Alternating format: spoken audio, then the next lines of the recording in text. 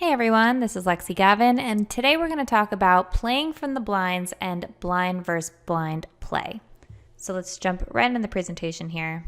So playing from the blinds, you lose the most money from the blinds, and understand that a pre-flop discount isn't a license to play whatever hands you like. So playing in the blinds is one of the trickiest spots in poker. It's just a fact that people lose the most money from the blinds than any other position. You put money in before the cards are dealt, and because you're getting a better price to call pre-flop, you feel more incentivized to defend your blinds with a wide range of hands. And a lot of players tend to believe that just because you get a discount pre-flop means you can play any hand that you like, which shouldn't be the case. And plus, you're also guaranteed to be out of position on everyone else at the table, so you're at a positional disadvantage as well. Understanding blind versus blind play. So hand ranges are at their widest. Psychology and player history plays a role.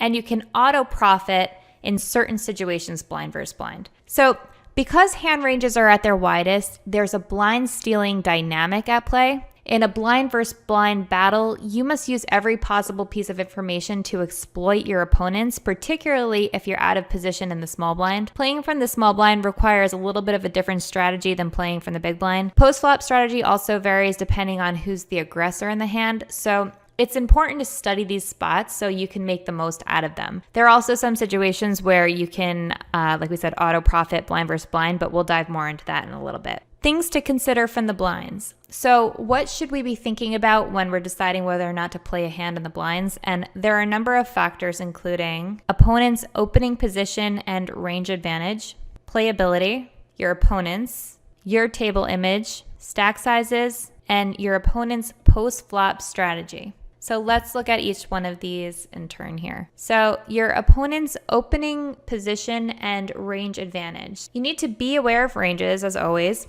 in every play that we make in poker.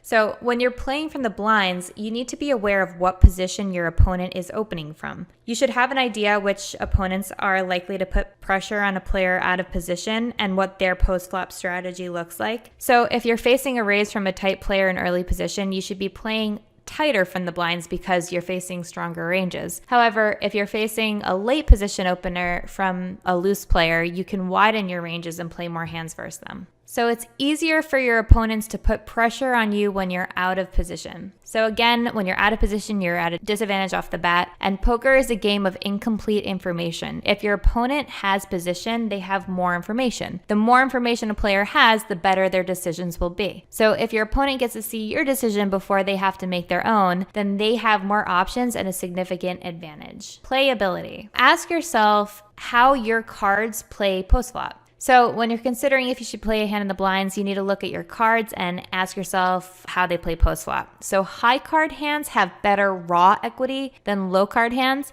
but without connectivity, they'll be harder to play profitably out of position. So an example would be to call a raise from a player in early position with a hand like King 7 offsuit. You have high card value, but almost no playability if you don't make a pair. And even with King 7 suited, you're really hoping for a flush draw or even a backdoor flush draw. Otherwise, you're in trouble. If you're looking to take down the pot pre-flop, a good strategy would be to re-raise late position openers if they open button or cutoff with hands with blockers to premium. So for example, if the button opens and you have King 3 of diamonds, this is a good candidate to put in a 3-bet bluff because it plays poorly post-flop and it blocks the opener's chances of having a premium Broadway combo hand like Kings and Ace King and stuff. Again, does my hand have removal? So that's like the King 3 we were just talking about, blocks their chances of having good hands. So you also want to think about domination. This is where you make a strong pair, but your kicker is weak. So not only are you now out of position and might be facing multiple bets against a player who only has like strong hands in their range. A good example would be if the button opened and you defended with a hand like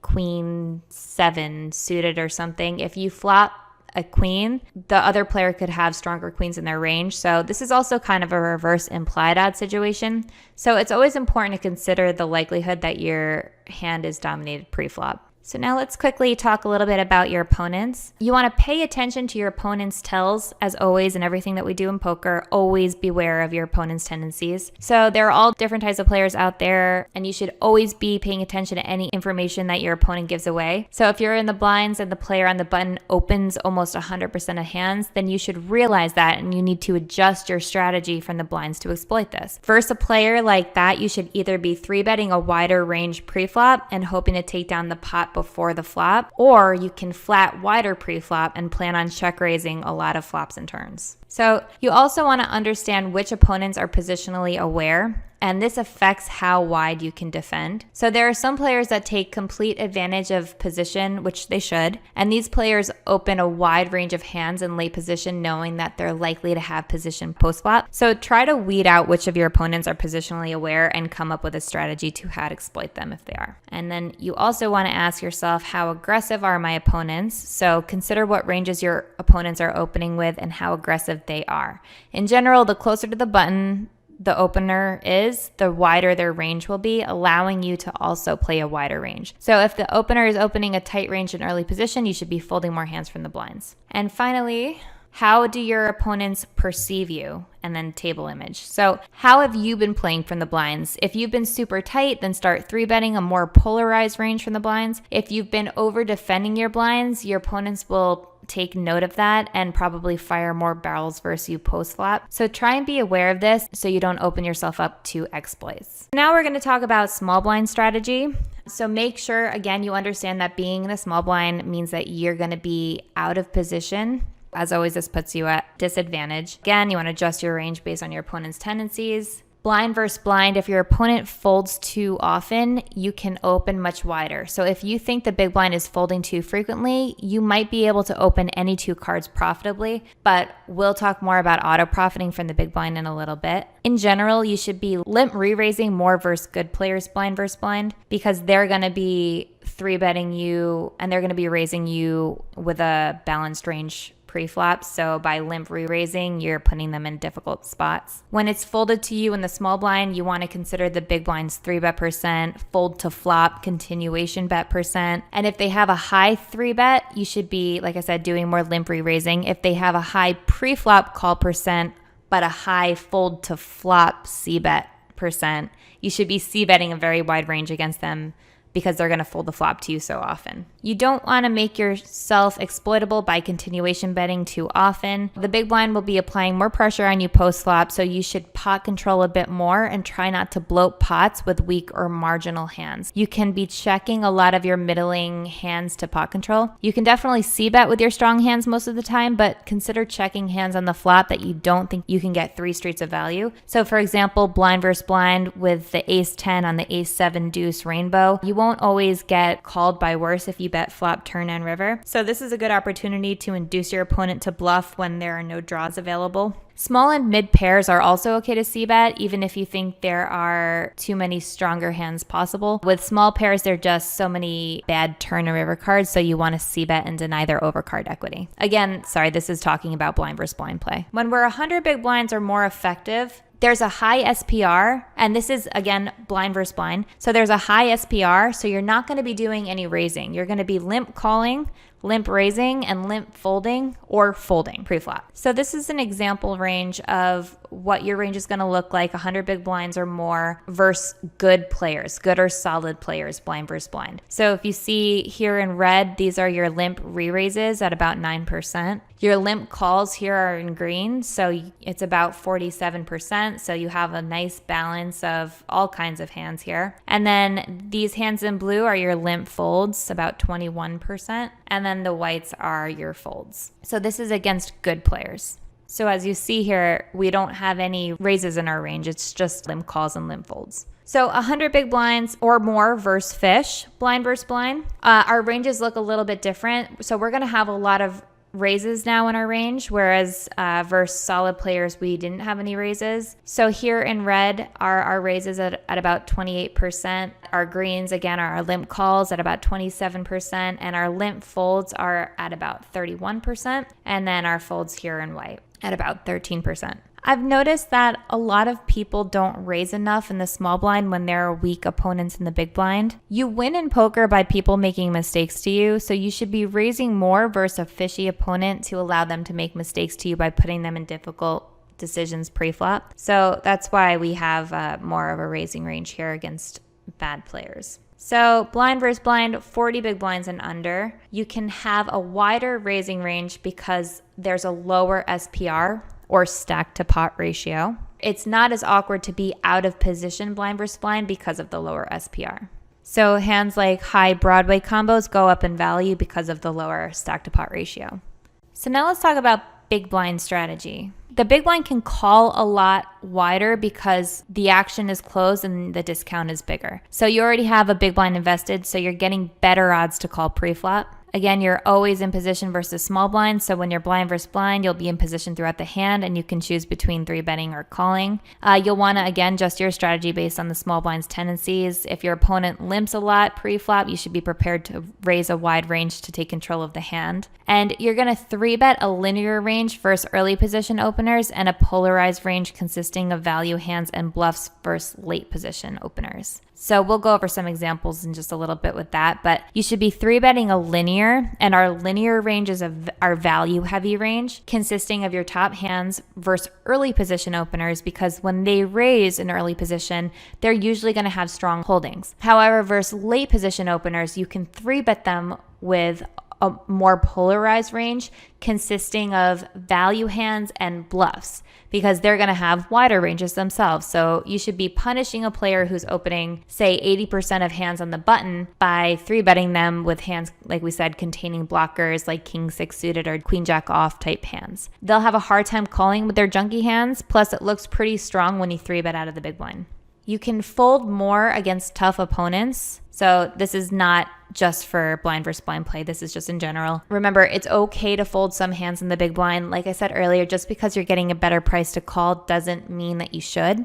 And then you want to think about which board textures are better for our range. So monotone flops, for example, are better for the big blind's range when calling out of the big blind because we have all of the suited hands. So now let's take a look at when we're blind versus blind now. So it's folded to the small blind. This is 100 big blinds or more effective, and it's your big blind's raise range to a small blind limp. So that's at about 41.5%. And as you can see, we have a nice balance here. We're raising our good hands, but we're also raising some of these junky hands too to remain balanced. So let's talk a little bit more about 3-betting from the small blind. You can have a 3-bet or fold only strategy. You can also have a flatting range. This is player specific, and you have to beware of who is in the big blind. This is now not for blind versus blind. This is for small blind strategy in general. So some players believe you should have a 3-bet or fold only strategy from the small blind. Others think it's okay to flat from the small blind. Personally, I typically stick to a 3-bet or fold only strategy. Lately, I've been implementing some more calls in my range. If the big blind is a fishy player, you can find some more flats so they come along in the pot. If the big blind is solid, you should probably be 3-betting them more to get them out, because when you call from the small blind, say button opens and you call from the small blind, the big blind is just so incentivized to call with a wide range of hands because he's getting a good price to call. So by 3-betting, you're kind of squeezing the big blind out of the hand. So why do we primarily 3-bet linearly or value heavy from the small blind? Well, this is because you're, again, guaranteed to be out of position, so it's better to try and isolate your opponent by 3-betting and squeezing the other pre-flop callers out. Choosing a linear range is ideal because when you 3-bet and you do get called, having a hand that flops well post-flop or has decent showdown value will help compensate for your positional disadvantage. Now, I'm not saying never 3-bet polarly from the small blind. There are some situations where it's acceptable. For example, if it folds to late position and your opponent is opening really wide, you can 3-bet with your polarized range here, say versus an aggressive cutoff or button opener and a calling station in the big blind. I like to 3-bet a hand like ace deuce offsuit or jack 4 suited. Choose hands with good removal, so hands containing a jack and above. So now let's talk about 3-betting from the big blind. So you want to use a polarized 3-bet range from the big blind, and you're going to be flatting a lot from the big blind. So again, you're going to be doing a lot of flatting from the big blind because you're closing the action, getting a good price to call. So for this reason, I recommend 3-betting a polar range which contains your value hands and your bluffs, to protect your calling range. What I mean by this is it's pretty obvious if you're 3-betting a linear range only from the big blind because everyone knows you're calling a ton. So definitely throw in some polar 3-bets to throw people off. And again, find hands with good removal and have good post-flop playability.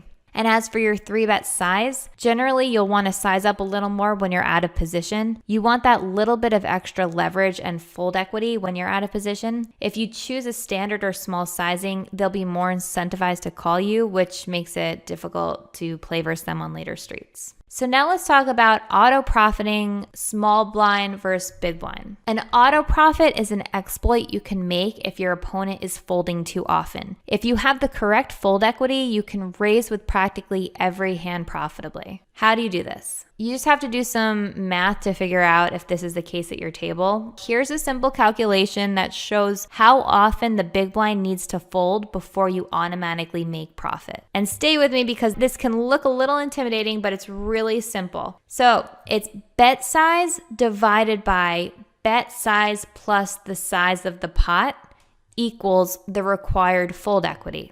You might also see this as risk divided by risk plus reward.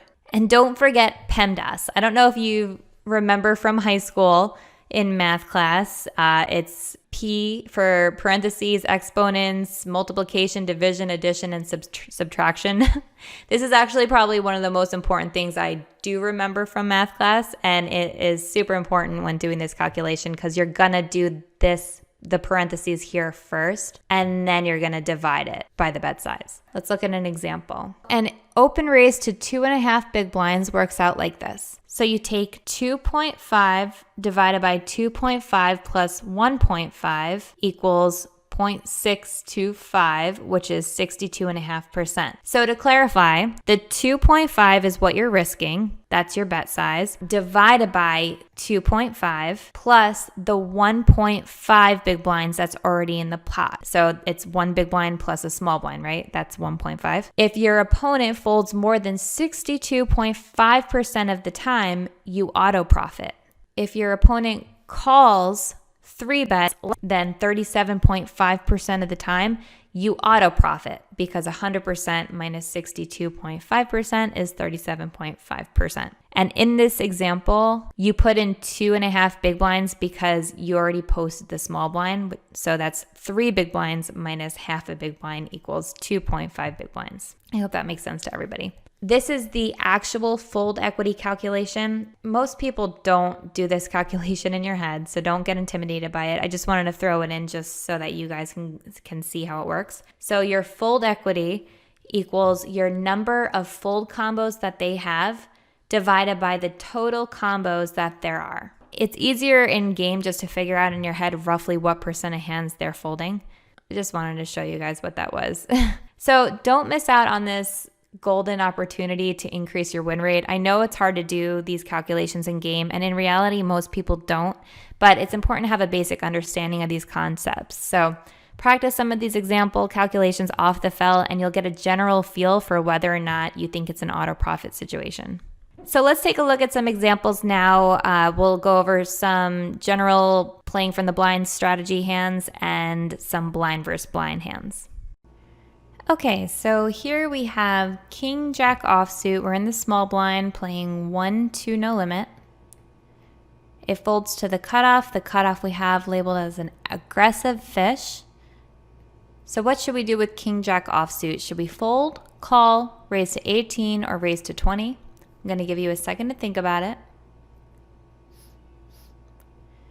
So we decide to 3-bet and we go to 20. I typically add an extra big blind when I'm out of position. So because we're in the small blind, instead of going 3 times his bet, which would be 18, we add an extra big blind, so we go 20. Because when we're out of position in the small blind, or if we're re-raising from the big blind, we want to size up just a little bit more to get that little bit of extra fold equity and a little bit more leverage in the pot. So the cutoff calls, and the flop is King of Diamonds, 4 of Clubs, 4 of Hearts. So what should we do? Should we check, bet 16, or bet 35? And I'll give you a second to think about it.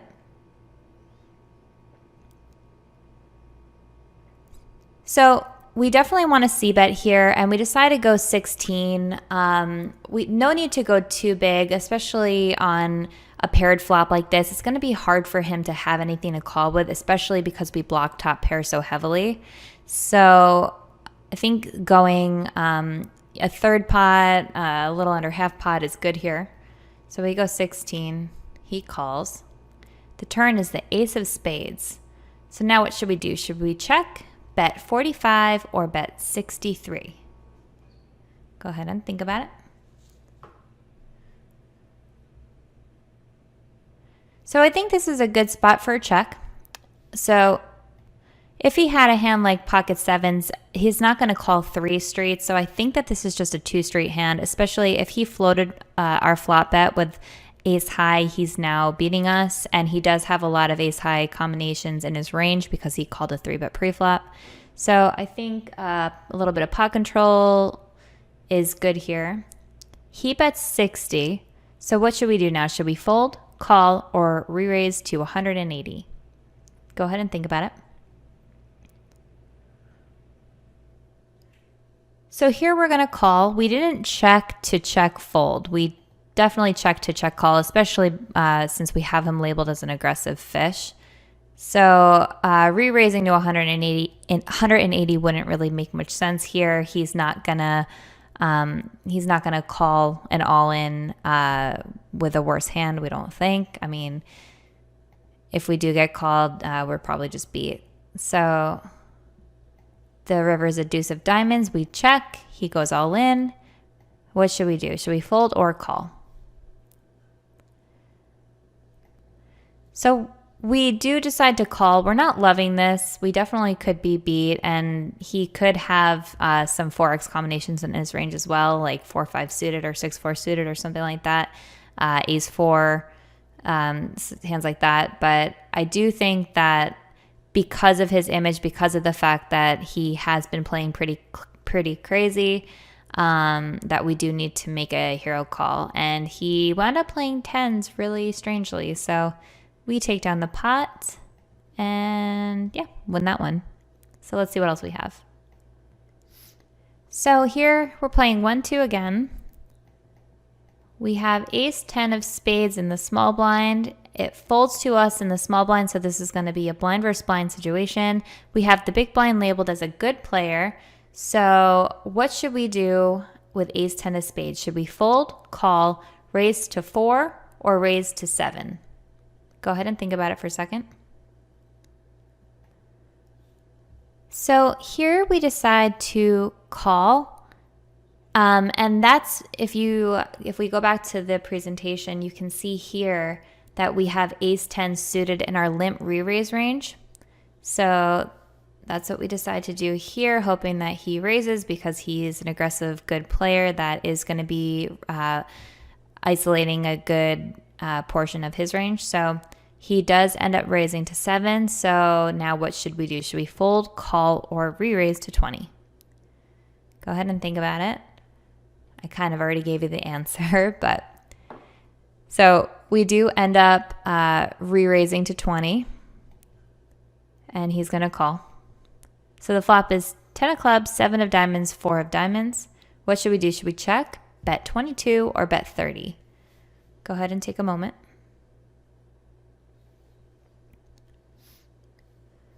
So we are going to bet here, and we do decide to go 22. I like a c-bet here. It's a draw-heavy board, so we want to charge him more for his draws and deny equity. There's still a lot of hands that we can get value from. So we see that he calls. The turn is a queen of hearts. What should we do? Should we check, bet 60, or bet 75? Go ahead and take a moment.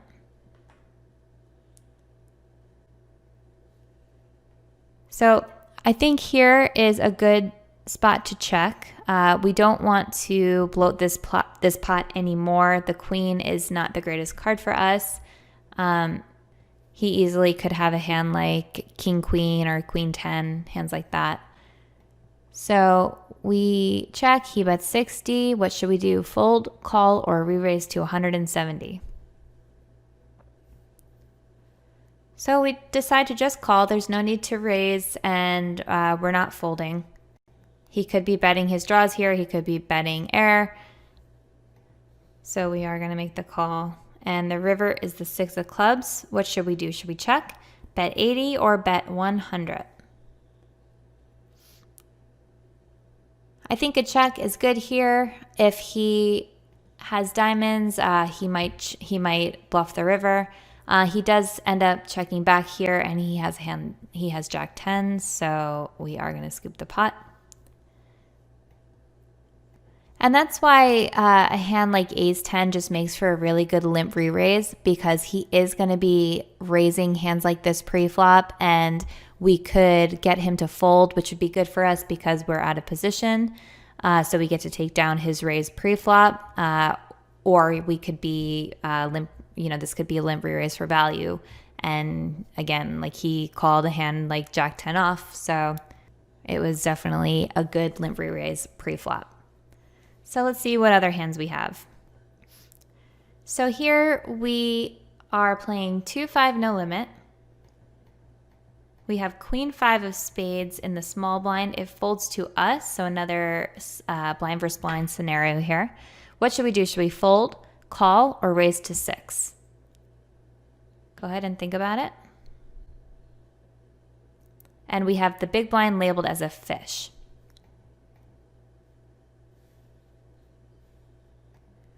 So here we decide to call. This, if we take a look at our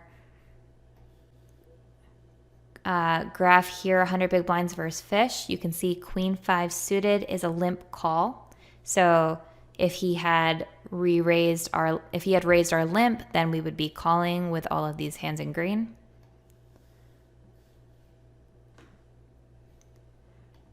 So here he does raise to 20. So I basically told you what we would do. So fold, call, or re-raise.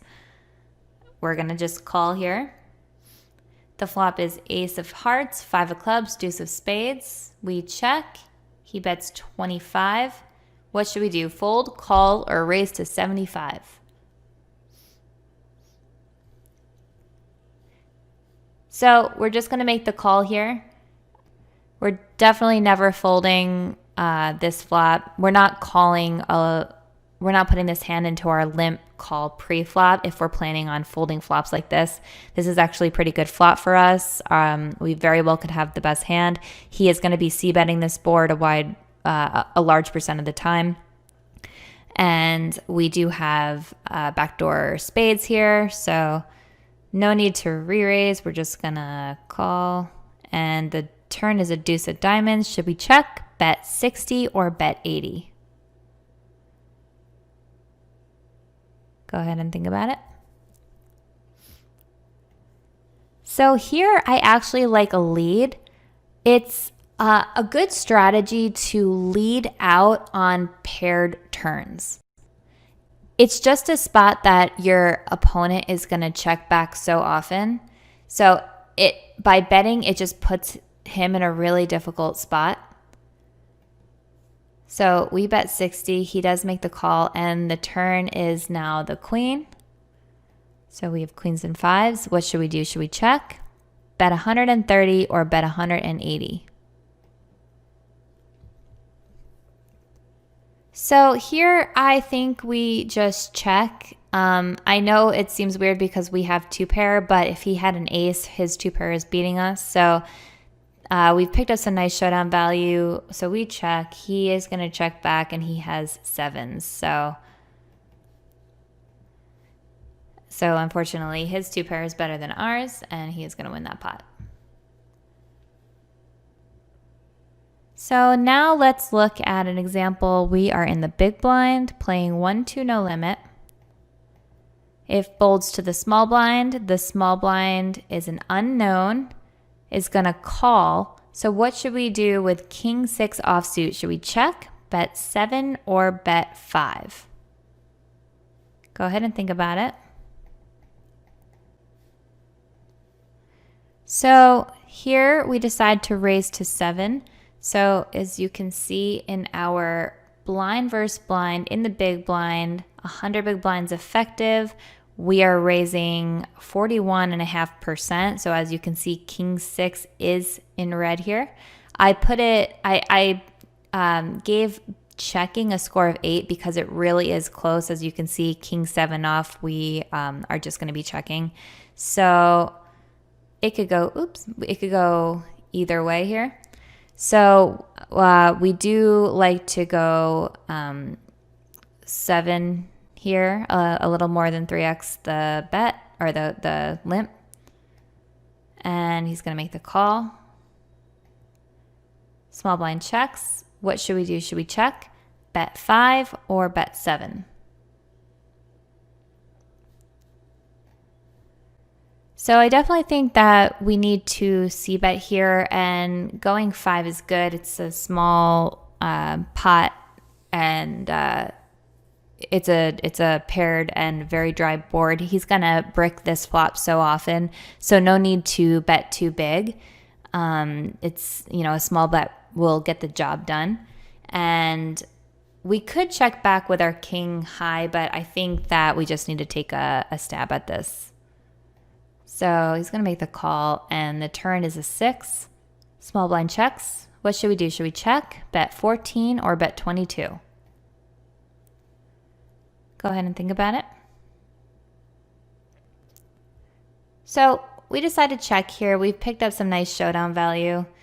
We get to control the pot a little bit. Maybe he'll bluff the river, and we'll definitely hero call that. So the river is now queen of diamonds. Small blind checks. What should we do? Should we check, bet 14, or bet 22?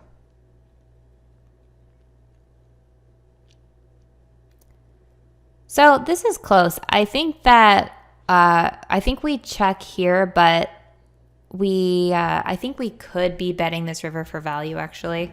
So if you had said bet, I actually like that as well. After checking the turn and he checked the river, I think that we can maybe bet small to get value from a hand like ace deuce or pocket threes or something, or even ace highs. So we might have missed some value there. So that concludes that hand.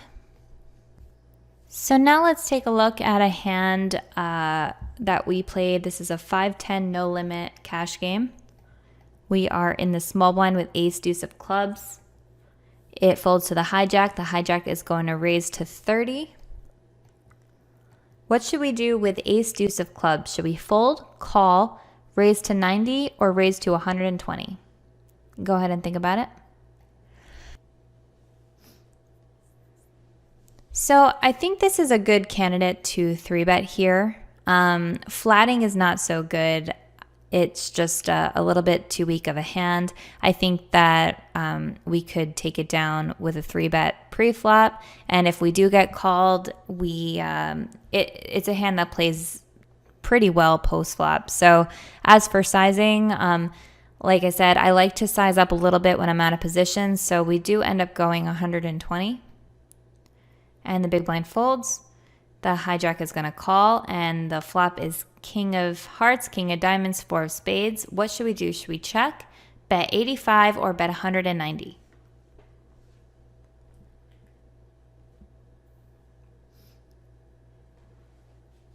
So I definitely think this is a spot where we should be c-betting.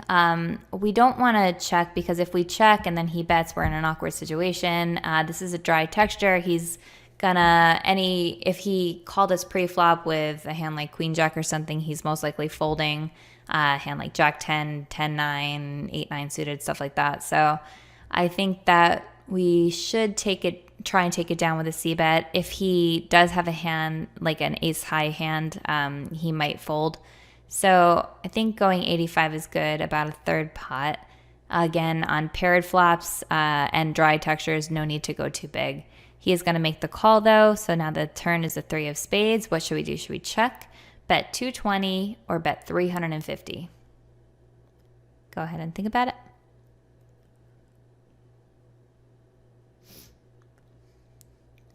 So this is a spot where we could decide to check and pretty much know that we're forfeiting the pot, or we can try and give it another stab. we kind of turned a little bit of equity. We now have a gut shot to a wheel. So if we hit a 5, we have what we think is the nuts. Barreling the turn, we're getting him most likely to fold his ace-queen type hands.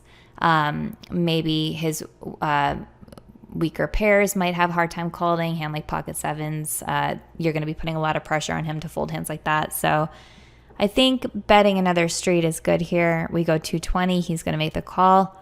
And the river is a queen of diamonds. So now what should we do? Should we check, bet 350, or go all in? So I remember going into the tank for a little bit on this hand. It's definitely a scary to triple barrel bluff this hand, especially in a 3-bet pot. He certainly could have king X combinations, but I was trying to come up with what hands we could probably get him to fold versus which hands he's going to snap call us if we decide to go all in. So if he did have a king, it's a little less likely that he has a hand like ace king because A, we block the ace, and B, he might 4-bet pre-flop and try and get it in pre-flop, which I imagine he would, especially considering ranges are a little bit wider because it folded to him in the hijack. So he certainly could have a hand like king jack and king queen, in which he's most likely snapping us off anyway. But other than that, the queen is not that bad of a card for us. Again, I don't think we're too worried about him having a hand like pocket queens because he didn't 4-bet pre-flop, which I would imagine he would try and get queens in pre-flop against us. So I kind of think it's a decent spot to go for the all-in river bluff. That's going to put a lot of pressure on him to call with a hand like pocket 10s and jacks, which he certainly could have, even a hand like pocket 9s. He's not folding the flop or the turn with a hand like pocket 9s, most likely, or 8s or 7s or 6s or something. So I think it's a spot where we just got to kind of put it in and hope for the best, and we do get the fold. So that worked out. So we take down that nice big pot with ace high. So let's see what other hand we have. Okay, we're going to take one more example here. This is a situation where we are in the big blind with jack 9 suited. It folds to the button, and the button opens to 15. I had the button labeled as a loose aggressive reg. I remember he was opening every single button. So small blind folds. What should we do with jack 9 of spades? Should we fold, call, re-raise to 45, or re-raise to 55? Go ahead and think about it.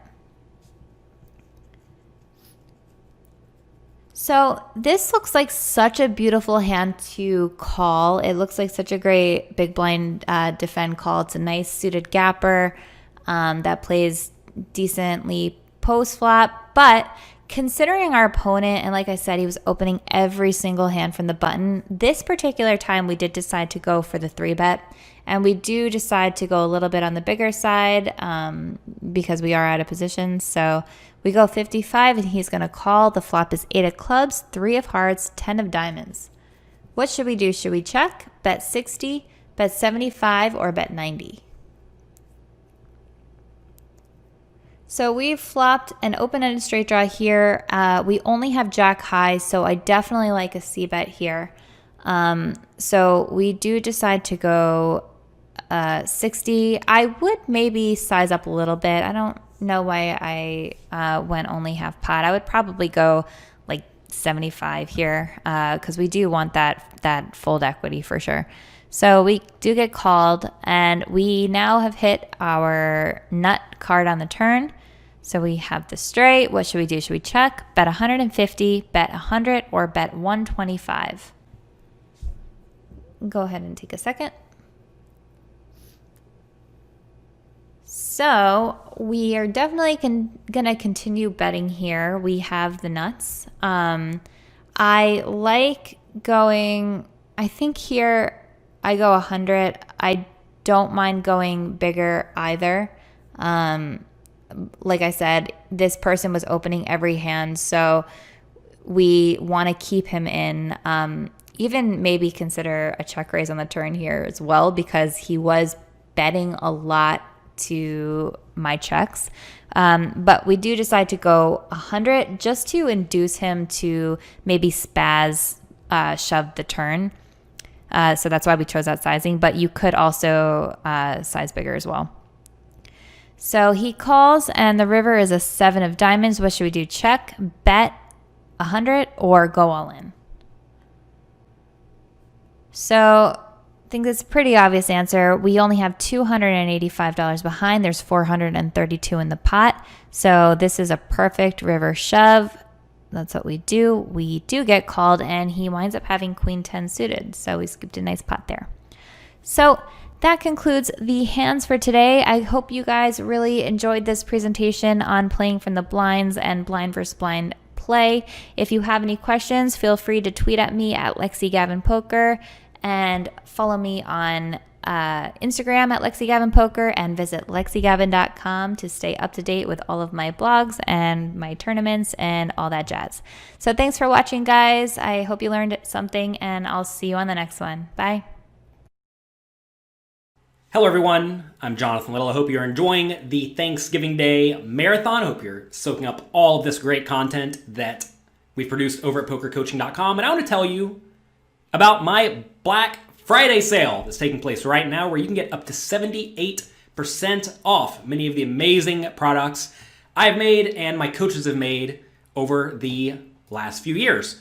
So, for the first time ever, I made a gigantic tournament masterclass. This thing is over 30 hours long, not even including the many hand reviews that I made to go along with this, including wins in regular tournaments, PKO tournaments, and satellites. You can actually only get the Cash Game Masterclass if you are a member of Poker Coaching Premium. And normally we charge $99 a month for Poker Coaching Premium, but if you subscribe for a 3-year subscription, you can actually get it for less than the regular price of the Poker Coaching Standard membership. You can get 3 years for $1,399. It's a little bit less than $39 per month.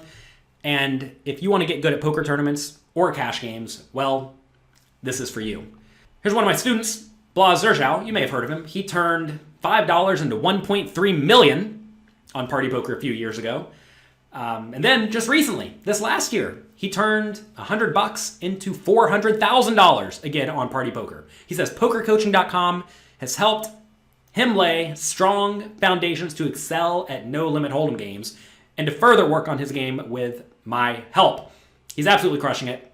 His results are not typical. I don't have results that good over the last few years, but he has been absolutely crushing it. He's been a Poker Coaching member for a very long time. Like we said, you can get Poker Coaching Premium now for less than the price of Poker Coaching Standard if you sign up for 3 years. As you see, loads and loads and loads and loads of content. I didn't even mention our GTO preflop charts. We have extensive GTO preflop charts. There's an app for your phone. You can access those on your phone, and the vast majority of the material we discussed here. We also have 30-day challenges to give you little bits of content every day to ensure that you are working hard and developing good study habits. Because if you study even 30 minutes a day, every day, you're going to be really good at poker in about a year or so. So we make sure that all of our students are doing that. Like I said, you can get 3 years for only $1,399. Check it out at pokercoaching.com/Black Friday. And understand that I created Poker Coaching Premium to give you all the tools and training that you will ever need to achieve your full potential as a poker player. That is what I want for you. But if for some reason you think I have failed to deliver on that promise, I do not want or deserve your money. I am not running a training site here where I'm just trying to get your money up front and then quit poker and not teach you anything else and not provide additional content. We are consistently hiring the best players in the world to teach you how to succeed at poker. And if you think I fail at that, ask me for a refund and I will give it to you. No questions asked. You have 30 days after you sign up. If you don't like it, ask for a refund. No questions asked. You'll get your money back because, look, if I don't help you, I don't deserve it. Simple as that. I don't really know how I can be any more fair. So that's it. Hope you are enjoying this Thanksgiving Day marathon. Thank you very much for taking time to watch it. Hope you learn a little bit. Hope you learn a lot. You might as well. And again, if you want to sign up for pokercoaching.com to get access to all of this stuff that we've discussed, I know it's a lot, but if you want access to all of this stuff, go to pokercoaching.com/Black Friday. Happy Thanksgiving. Have a great day and enjoy the rest of the show.